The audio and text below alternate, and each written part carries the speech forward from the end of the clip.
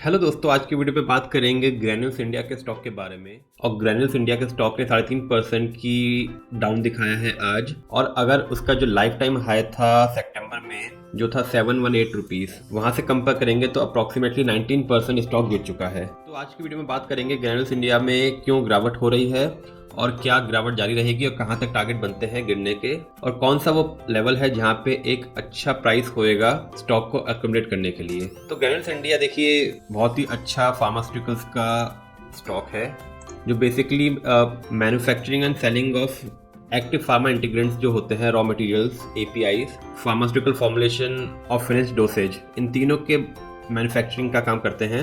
और 13,900 करोड़ की market cap की कंपनी है। और वैल्यूएशन देखेंगे तो 28 के मल्टीपल पे कंपनी प्लेस्ड है। और पिछले एक साल की बात करें अगर स्टॉक में, तो स्टॉक ने अप्रोक्सीमेटली एक साल के अंदर 52% का रिटर्न दिया है। अब सितंबर में स्टॉक ने अपना एक लाइफ टाइम हाई बनाया था अप्रोक्सीमेटली 718 रुपये का, और उसके बाद स्टॉक में तेज गिरावट देखी गई 19% की, जिसका मेन रीजन है कि यूएस एफडीए ने एक ऑडिट किया था अगस्त के मंथ में, जिसमें 6 ऑब्जर्वेशंस पाई गई, जिसकी वजह से स्टॉक 2 दिन के अंदर 16% गिरा। अब स्टॉक में देखते हैं कि आज भी 3.5% की गिरावट है। तो सितंबर से स्टॉक एक रेंज में ट्रेड कर रहा है। तो आइए क्विकली देखते हैं टेक्निकल एनालिसिस ग्रैन्यूल्स इंडिया की। और दोस्तों, आगे बढ़ने से पहले अगर आपने चैनल अभी भी लाइक एंड सब्सक्राइब नहीं किया है तो काइंडली लाइक एंड सब्सक्राइब, क्योंकि इस चैनल पे हम ऐसे स्टॉक्स के बारे में बात करते हैं जो ब्रेकआउट या ब्रेकडाउन दिखा रहे होते हैं, और सीखने की कोशिश करते हैं टेक्निकल्स या फंडामेंटल्स के बेसिस पे कि क्यों उसमें गिरावट आई और कहाँ तक या फिर ब्रेकआउट आया और कहाँ तक स्टॉक बढ़ सकता है या गिर सकता है। तो आइए बात करते हैं ग्रैन्यूल्स इंडिया की। तो दोस्तों, हमारे सामने ग्रैन्यूल्स इंडिया का चार्ट खुला है। ग्रैन्यूल्स इंडिया ने एक लाइफ टाइम हाई बनाया था जो था 23 नवंबर 2020 को, और प्राइस था 426 रुपीज़। तो ये प्राइस था जहाँ पे ग्रैन्यूल्स इंडिया ने एक लाइफ टाइम हाई बनाया था। और उसके बाद 2020 से देखिए एक अच्छा कंसोलिडेशन 2024 तक स्टॉक ने एक अच्छा कंसोलिडेशन किया 4 साल का। और इस पॉइंट के अंदर स्टॉक ने ब्रेकआउट दिया 426 रुपीज़ के प्राइस को, और ब्रेकआउट के बाद देखिए यहाँ पे ब्रेकआउट हुआ और स्टॉक आया 480 रुपीज़ के प्राइस पे। तो देखिए हमारे पास 2 अच्छे लेवल आ गए, एक 426 का जो 4 साल का कंसोलिडेशन था, और उसके बाद जब इसको ब्रेक किया 4 साल बाद तो एक हाई बनाया 480 रुपीज़ का। अब 480 रुपीज़ के हाई बनाने के बाद फिर से स्टॉक ने एक कंसोलिडेशन किया अच्छा, जो कि एक हेल्दी साइन होता है, और फिर वहां से फाइनली एक रिबाउंड लिया और रिबाउंड करके एक हाई बनाया जो अराउंड 720 रुपीज़ के आसपास बना। अब यहाँ पे सितंबर मंथ में यूएस एफडीए ने 6 फाइन ऑब्जर्वेशंस रिफ्लेक्ट करी अपने ऑडिट में, जिसके चलते स्टॉक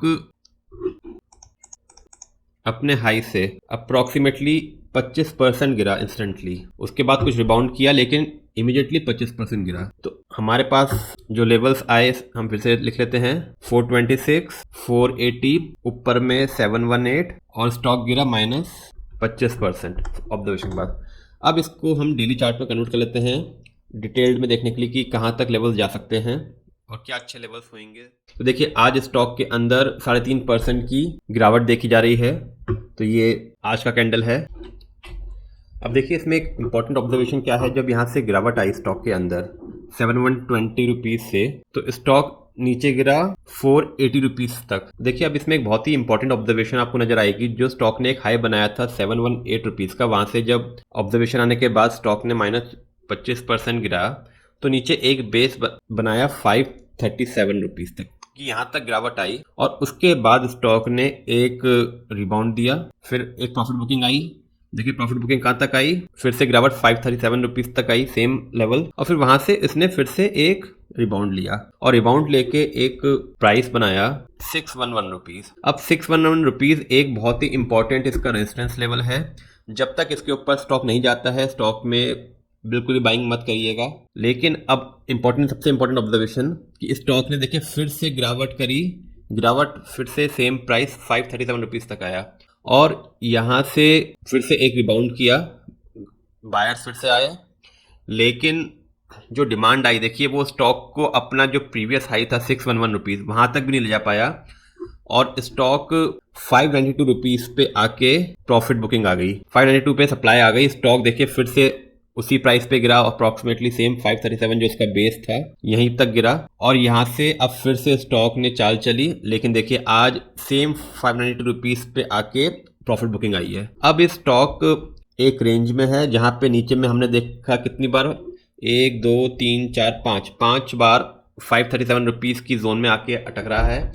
अगर 537 के नीचे स्टॉक जाता है तो फिर ये फॉर श्योर 480 रुपये की चाल की तरफ जाएगा और गिरावट दिखाएगा।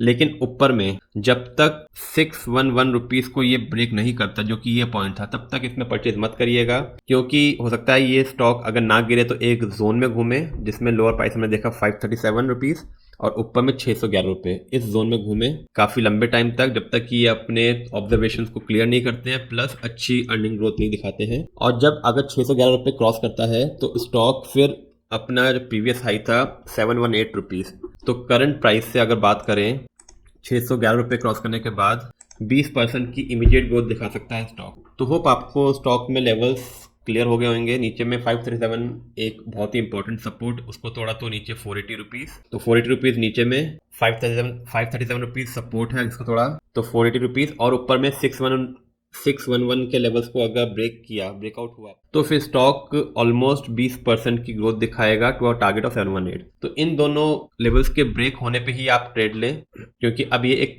कंसोलिडेशन जोन में घूमेगा जब तक कि ब्रेकआउट या ब्रेकडाउन नहीं मिलता है। होप आपको ये एनालिसिस समझ आई होगी। और दोस्तों अगर आपको वीडियो अच्छा लगा तो काइंडली लाइक एंड सब्सक्राइब, ताकि ऐसे और वीडियोस आप तक रेगुलरली पहुंच सकें।